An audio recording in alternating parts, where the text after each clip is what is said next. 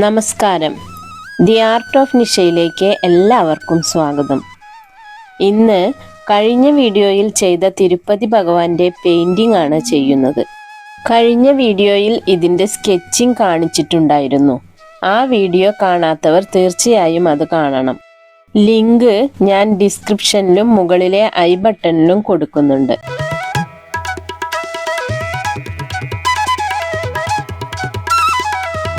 തിരുപ്പതി ഭഗവാന്റെ ഐതിഹ്യമാണ് ഇന്നത്തെ വീഡിയോയിൽ പറയുന്നത്. പുരാണങ്ങളിൽ പലയിടത്തായി പരാമർശിച്ചിട്ടുള്ള ക്ഷേത്രമാണ് തിരുമല ക്ഷേത്രം.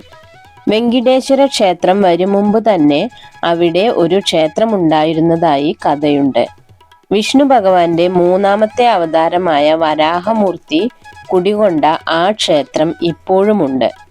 ഐതിഹ്യമനുസരിച്ച് ഹിരണ്യാക്ഷനെ നിഗ്രഹിച്ച ശേഷം വരാഹമൂർത്തി തൻ്റെ വാഹനമായ ഗരുഡനെ കൊണ്ട് തിരുമലയിൽ വരികയും തുടർന്ന് അവിടെ സ്വാമി പുഷ്കരിണി എന്നു പേരുള്ള അതിവിശാലമായ കുളത്തിൻ്റെ പടിഞ്ഞാറേക്കരയിൽ കിഴക്കോട്ട് ദർശനമായി കുടികൊള്ളുകയും ചെയ്തു. പിന്നീട് ഏറെക്കാലം കഴിഞ്ഞാണ് വെങ്കിടേശ്വര ഭഗവാൻ തിരുമലയിലെത്തിയത്. അതിനു പിന്നിലും രസകരമായ ഒരു കഥയുണ്ട്. അതാണ് ഇനി പറയുന്നത്. കലിയുഗത്തിന്റെ തുടക്കത്തിൽ സപ്തർഷിമാർ എല്ലാവരും ചേർന്ന് ഒരു യജ്ഞം നടത്താൻ തീരുമാനിച്ചു. ആ യജ്ഞത്തിൽ ത്രിമൂർത്തികളായ വിഷ്ണു, ബ്രഹ്മാവ്, ശിവൻ എന്നിവരിൽ ആരെയാണ് ആദ്യം ക്ഷണിക്കേണ്ടത് എന്ന സംശയമുയർന്നു. ഈ സംശയ നിവാരണത്തിനായി ഭൃഗു മഹർഷിയെ നാരദർക്കു സമീപത്തേക്ക് പറഞ്ഞുവിടാൻ ദേവന്മാർ തീരുമാനിച്ചു.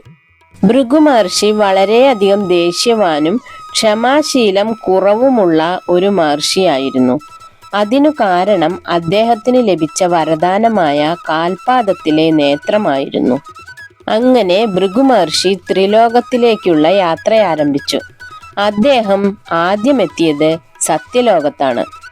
ഭൃഗു മഹർഷി സത്യലോകത്തെത്തിയപ്പോൾ സരസ്വതി ദേവി വീണ വായിക്കുകയും ബ്രഹ്മദേവൻ അതിൽ ലയിച്ചിരിക്കുകയുമായിരുന്നു. ആയതിനാൽ ഭൃഗു മഹർഷിയെ ശ്രദ്ധിക്കാനായില്ല. തന്നെ ശ്രദ്ധിക്കാതിരുന്നതിനാൽ അതിക്രോധവാനായ ഭൃഗു മഹർഷി ബ്രഹ്മദേവനെ ശപിച്ചു. ഭൂലോകത്തിൽ ആരും തന്നെ നിനക്ക് ഒരു ക്ഷേത്രം പണിയുകയില്ല എന്നായിരുന്നു ശാപം. ഈ ശാപം കാരണമാണ് ഭൂലോകത്തിൽ ബ്രഹ്മദേവന് ഒരു ക്ഷേത്രവുമില്ലാത്തത്. അതിനുശേഷം ഭൃഗു മഹർഷി കൈലാസത്തിലെത്തി. അദ്ദേഹം എത്തിയ സമയത്ത് ശിവഭഗവാനും പാർവതീദേവിയും നൃത്തത്തിലായിരുന്നു. ഭൃഗു മഹർഷിയെ കണ്ട ശിവഭഗവാൻ തന്റെ നൃത്തരൂപത്തിൽ അല്പസമയം കാത്തിരിക്കാനായി പറഞ്ഞു. എന്നാൽ അത് മനസ്സിലാവാതെ തന്നെ കണ്ടിട്ടും ശ്രദ്ധിച്ചില്ല എന്ന കാരണത്താൽ അതിക്രോധവാനായ ഭൃഗു മഹർഷി ശിവഭഗവാനെയും ശപിച്ചു.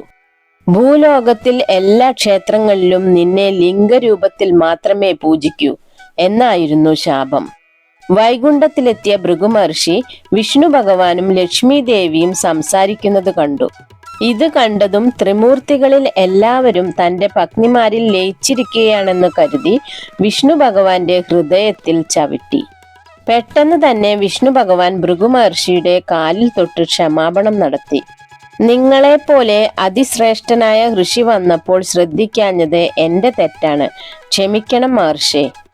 ഈ സമയം തന്നെ അദ്ദേഹം ഭൃഗു മഹർഷിയുടെ ദേഷ്യത്തിന് കാരണമായ കണ്ണ് കൈകൊണ്ട് കുത്തിപ്പൊട്ടിക്കുകയും ചെയ്തു എന്നും ഭഗവാന്റെ മാറിൽ ചവിട്ടിയ സമയത്ത് തന്നെ കാലിലെ കണ്ണ് തെറിച്ചുപോയി എന്നും പറയപ്പെടുന്നു. മാറിൽ ചവിട്ടേറ്റിട്ടും മാപ്പ് അപേക്ഷിച്ച ഭഗവാൻ ത്രിമൂർത്തികളിൽ ഉത്തമനാണെന്ന് മഹർഷിക്ക് ബോധ്യപ്പെട്ടു. പെട്ടെന്ന് തന്നെ ദേഷ്യം പോയ ഭൃഗു മഹർഷി ഭഗവാനോട് ക്ഷമാപണം നടത്തി അവിടെ നിന്നും മടങ്ങി. എന്നാൽ ഭൃഗു മഹർഷി ചവിട്ടിയ ഭാഗം ഭഗവാന്റെ നെഞ്ചിന്റെ വലതുഭാഗമായിരുന്നു. അവിടെയാണ് ഐശ്വര്യദേവിയായ മഹാലക്ഷ്മിയുടെ വാസസ്ഥലമായി അറിയപ്പെടുന്ന ശ്രീവത്സമുള്ളത്. ഇതിൽ ഭഗവതിക്ക് അതിയായ ദേഷ്യം വന്നു. ദേഷ്യത്തോടെ ലക്ഷ്മി ദേവി ഭഗവാനോട് പറഞ്ഞു, പ്രപഞ്ചത്തിൽ ഏതൊരു സ്ത്രീക്കും സഹിക്കാൻ പറ്റാത്ത കാര്യമാണ് തൻ്റെ പതിയെ കാൽ കൊണ്ട് ചവിട്ടിയിട്ടും അവരോട് മാപ്പ് ചോദിക്കുന്നത്. അതിനാൽ ഞാൻ വൈകുണ്ഠം ഉപേക്ഷിച്ചു പോകുന്നു. ഇത്രയും പറഞ്ഞ് ദേവി അവിടെ നിന്നും യാത്രയായി. ദേവി എവിടെ പോയി എന്നതറിയാതെ വിഷ്ണു ഭഗവാൻ എല്ലാ ലോകത്തും ദേവിയെ അന്വേഷിച്ചു നടന്നു. അങ്ങനെ വിഷമത്തിലായിരുന്ന വിഷ്ണു ഭഗവാന്റെ സമീപം നാരദരെത്തി. എന്നിട്ട് പറഞ്ഞു, ലക്ഷ്മി ദേവി ഭൂലോകത്തിലുണ്ടെന്നും അങ്ങ് അവിടെ പോയി ദേവിയെ വിളിച്ചു കൊണ്ടുവരണമെന്നും അറിയിച്ചു. വൈകുണ്ഠം ഉപേക്ഷിച്ച് ഭൂലോകത്തിലെത്തിയ ദേവി ധ്യാനത്തിലിരുന്നു. അങ്ങനെ മനുഷ്യരൂപത്തിൽ ശ്രീനിവാസൻ എന്ന പേരു സ്വീകരിച്ച ഭഗവാൻ തിരുമലയിലെത്തി തപസ്സു തുടങ്ങി. മനുഷ്യരൂപം സ്വീകരിച്ചതുകൊണ്ട് തന്നെ അദ്ദേഹത്തിന് മനുഷ്യരെ പോലെ വിശപ്പും ദാഹവും ക്ഷീണവുമെല്ലാം തന്നെ ഉണ്ടായിരുന്നു. ലക്ഷ്മി ദേവിയെ തിരഞ്ഞു നടന്ന ഭഗവാൻ ക്ഷീണിതനായി. ഇത് കണ്ട ഒരു ഉറുമ്പിൻ കൂട്ടം ഭഗവാനായി ഒരു മൺപുറ്റു നിർമ്മിച്ചു. ഇതെല്ലാം കണ്ടുകൊണ്ടിരുന്ന നാരദൻ ലക്ഷ്മി ദേവിയുടെ അടുത്തെത്തി ഭഗവാന്റെ അവസ്ഥയെപ്പറ്റി പറഞ്ഞു. ഭഗവാൻ യാതൊന്നും സേവിക്കാതെ ദേവിയെ തിരിഞ്ഞു നടക്കുകയാണ് എന്നറിയിച്ചു. അത് കേട്ട് ലക്ഷ്മി ദേവിയുടെ മനസ്സലിഞ്ഞു. എന്നിട്ടും ഭഗവാന്റെ അടുത്ത് പ്രത്യക്ഷപ്പെടാൻ ദേവി താല്പര്യം കാണിച്ചില്ല. അങ്ങനെ ലക്ഷ്മി ദേവി ശിവന്റെയും ബ്രഹ്മാവിന്റെയും അടുത്തെത്തി ഇങ്ങനെ അപേക്ഷിച്ചു, എന്റെ പതിയെ കാത്തുകൊള്ളണമേ. അദ്ദേഹം ഭക്ഷണവും വെള്ളവും കഴിക്കാതെ ക്ഷീണിതനായിരിക്കുന്നു. അത് കേട്ട ശിവഭഗവാനും ബ്രഹ്മദേവനും പശുവിന്റെയും പശുക്കുട്ടിയുടെയും രൂപത്തിൽ തിരുമലയിൽ പ്രത്യക്ഷപ്പെട്ടു. അവർ രണ്ടുപേരും വിഷ്ണു ഭഗവാൻ നിദ്രയിലാണ്ടിരിക്കുന്ന സ്ഥലത്തിനടുത്തുള്ള ഒരു കന്നുകാലിക്കൂട്ടത്തിൽ ചേർന്നു. എന്നും ഈ പശുക്കൾ മൺപുറ്റിലേക്ക് പാൽ ചുരത്തും. അങ്ങനെ ഒരു ദിവസം കറവക്കാരൻ അത് കണ്ടുപിടിച്ചു. കറവക്കാരൻ കയ്യിലുണ്ടായിരുന്ന മഴു പശുവിന്റെ നേർക്കെറിഞ്ഞു. ഇതറിഞ്ഞ വിഷ്ണു ഭഗവാൻ മൺപുറ്റിൽ നിന്നും എഴുന്നേറ്റ് ഗോക്കളെ സംരക്ഷിക്കാനായി ചെന്നു. ഈ മഴു ഭഗവാന്റെ തലയിൽ ചെറുതായി തട്ടിയ ഭാഗത്തെ മുടി നഷ്ടപ്പെടുകയും ചെയ്തു. കുപിതനായ ശ്രീനിവാസ ഭഗവാൻ കറവക്കാരനെയും ചോളരാജാവിനെയും അസുരന്മാരായി പോകട്ടെ എന്ന് ശപിച്ചു. കറവക്കാരൻ ഭഗവാനോട് ക്ഷമാപണം നടത്തി. നീലാദേവി എന്ന ദേവപുത്രി അതുവഴി പോകുമ്പോൾ ശ്രീനിവാസ ഭഗവാനെ കണ്ടു. ഇത്രയും മനോഹരനായ ഒരു വ്യക്തിയെ ഞാൻ ഇതുവരെ കണ്ടിട്ടില്ലെന്ന് മനസ്സിൽ പറയുകയും ചെയ്തു. അടുത്തു ചെന്നപ്പോൾ തലയിൽ ഒരു ഭാഗത്ത് അദ്ദേഹത്തിന് മുടിയില്ല എന്ന് കണ്ടു. അത് കണ്ടതും ദേവി അവളുടെ മുടിയുടെ ഒരു ഭാഗം എടുത്ത് ഭഗവാന്റെ മുടിയിൽ ചേർത്ത് വെച്ചു. യുവതിയായ നിനക്കാണ് മുടിയുടെ ആവശ്യം, എനിക്കല്ല. എന്നിട്ടും നീ എനിക്ക് നിന്റെ മുടി തന്നു. ഇതിന് പരിഹാരമായി എൻ്റെ ഭക്തർ എന്നും നിനക്ക് മുടി നൽകുന്നതായിരിക്കും എന്ന് ഭഗവാൻ അരുളി ചെയ്തു. അങ്ങനെ ശ്രീനിവാസ ഭഗവാൻ ലക്ഷ്മി ദേവിയെ അന്വേഷിച്ചു തുടങ്ങി. അങ്ങനെയുള്ള സമയത്ത് അദ്ദേഹത്തിന് തൻ്റെ മാതാവ് അടുത്തുള്ള പോലെ ഒരു തോന്നലുണ്ടായി. മനസ്സിന്റെ ഈ തോന്നൽ കാരണം അടുത്തുള്ള ഒരു വീട്ടിൽ ചെന്ന് കയറി. അവിടെ വകുളാദേവിയെ കണ്ടുമുട്ടി. വകുളാദേവി മറ്റാരുമല്ല, മുജ്ജന്മത്തിൽ കൃഷ്ണന്റെ വളർത്തമ്മയായ യശോദാമ്മയാണ്. കംസവധത്തിന് ശേഷം കൃഷ്ണനും യശോദാമ്മയും ഒരുപാട് നാളത്തേക്ക് കണ്ടുമുട്ടിയില്ല. അങ്ങനെ ഒരിക്കൽ യശോദാമ്മ കൃഷ്ണനെ കാണാനായി ചെന്നപ്പോൾ കൃഷ്ണൻ തൻ്റെ ഭാര്യമാരുടെ സമീപം നിൽക്കുന്നതാണ് കണ്ടത്. സങ്കടത്തോടെ യശോദാമ്മ പറഞ്ഞു, നിന്റെ കല്യാണം നടത്താനുള്ള ഭാഗ്യം എനിക്ക് കിട്ടിയില്ല. ഇത് കേട്ടതും കൃഷ്ണൻ പറഞ്ഞു, യശോദാമ്മ വിഷമിക്കണ്ട, അടുത്ത ജന്മത്തിൽ എൻ്റെ വിവാഹം അമ്മയുടെ കൈകൊണ്ടായിരിക്കും. വകുളാദേവിയും ശ്രീനിവാസ ഭഗവാനും ഒരുമിച്ച് ജീവിച്ചു. കുറച്ചുനാൾ കടന്നുപോയി. ഒരു ദിവസം പത്മാവതി എന്ന യുവതിയെ ആന കുത്താൻ വരുന്നത് കണ്ട ശ്രീനിവാസ ഭഗവാൻ പത്മാവതിയെ രക്ഷപ്പെടുത്തി. ആകാശരാജാവിന്റെ പുത്രിയായിരുന്നു പത്മാവതി. ഭഗവാൻ ശപിച്ച ചോള രാജാവ് ശാപമുക്തി നേടിയാണ് ആകാശരാജാവായി പിറവിയെടുത്തത്. ആകാശരാജാവിന് പത്മപുഷ്പം നിറച്ച ഒരു കുട്ടയിൽ നിന്നാണ് പത്മാവതിയെ കിട്ടിയത്. അതുകൊണ്ട് തന്നെയാണ് പത്മാവതി എന്ന നാമവും ഇട്ടത്.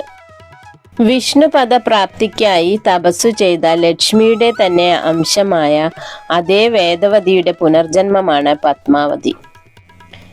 തന്നെ ആപദ്ഘട്ടത്തിൽ നിന്നും രക്ഷിച്ച ആളോട് പത്മാവതിക്ക് പ്രണയം തോന്നി. അതുപോലെ തന്നെ അതിസുന്ദരിയായ പത്മാവതിയെ കണ്ട ശ്രീനിവാസ ഭഗവാനും ഇഷ്ടം തോന്നി തുടങ്ങി. തൻ്റെ ഇഷ്ടം അമ്മയായ വകുളാദേവിയെ അറിയിച്ചു.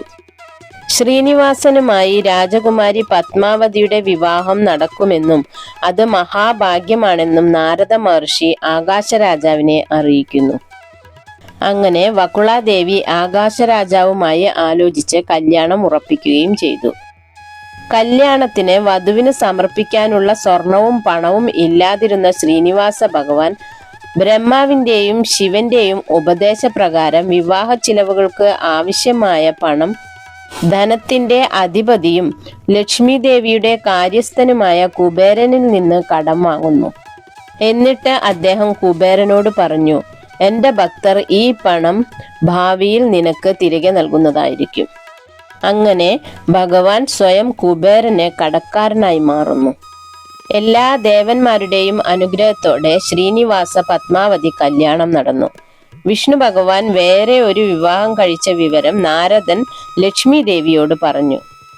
ലക്ഷ്മി ദേവി വിഷ്ണു ഭഗവാന്റെയും പത്മാവതിയുടെയും അടുത്ത് പ്രത്യക്ഷപ്പെട്ടു. എന്തിന് അങ്ങ് എന്നോട് ഈ അനീതി പ്രവർത്തിച്ചു? ഞാനുള്ളപ്പോൾ മറ്റൊരുവളെ വിവാഹം ചെയ്യാൻ അങ്ങേക്ക് എങ്ങനെ മനസ്സ് വന്നു? ഈ ചോദ്യത്തിന് ഉത്തരം നൽകാൻ കഴിയാത്തതിനാൽ വിഷ്ണു ഭഗവാൻ 7 അടി പിന്നോട്ട് നടന്നു. ആ 7 അടിയാണ് ഇപ്പോൾ 7 മലയായി നിലവിലുള്ളത്. അതിലൊന്നിൽ വെച്ച് സ്വയം ശിലയായി മാറി വിഷ്ണു ഭഗവാൻ.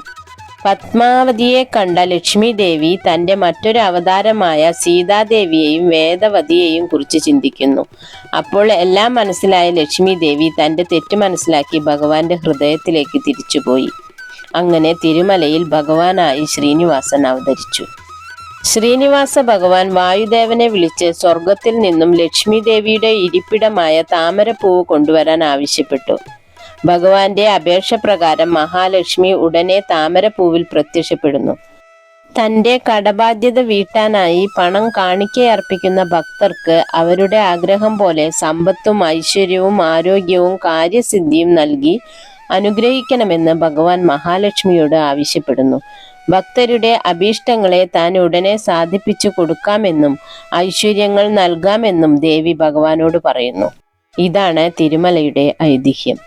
കലിയുഗത്തിൽ സകലരുടെയും ദുഃഖദുരിതങ്ങൾ തീർക്കാൻ ഭഗവാൻ ലക്ഷ്മി സമേതനായി വെങ്കിടാദ്രിയിൽ പ്രത്യക്ഷ ദൈവമായി കുടികൊള്ളുന്നു. ഇരു ദേവിമാരും ഭഗവാനോടൊപ്പം ലയിച്ചു ചേർന്ന് മഹാലക്ഷ്മി ഭഗവാന്റെ നെഞ്ചിന്റെ ഇടതുഭാഗത്തും പത്മാവതി വലതുഭാഗത്തും കുടികൊള്ളുന്നു.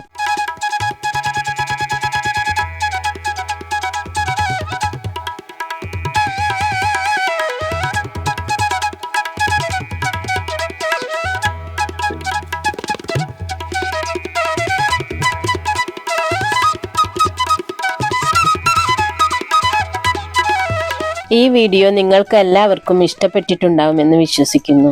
ഇഷ്ടപ്പെട്ടാൽ ലൈക്ക് ചെയ്യാനും കമൻറ്റ് ചെയ്യാനും മടിക്കരുത്.